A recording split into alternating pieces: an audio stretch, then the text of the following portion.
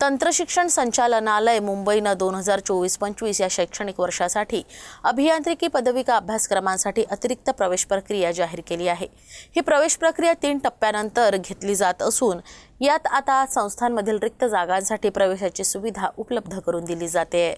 या अतिरिक्त प्रवेश प्रक्रियेत प्रवेश घेऊ इच्छिणाऱ्या सर्व विद्यार्थ्यांना 5 सप्टेंबर 2024 रोजी सकाळी 10:30 वाजता यवतमाळातील धामणगाव मार्गावरील शासकीय तंत्रनिकेतन महाविद्यालयात उपस्थित राहावं लागेल। विद्यार्थ्यांना आवश्यक मूळ कागदपत्र आणि विहित शुल्क सोबत आणावं लागेल।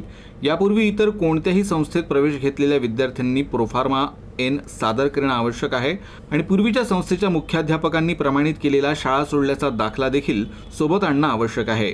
या फेरीनंतरही काही जागा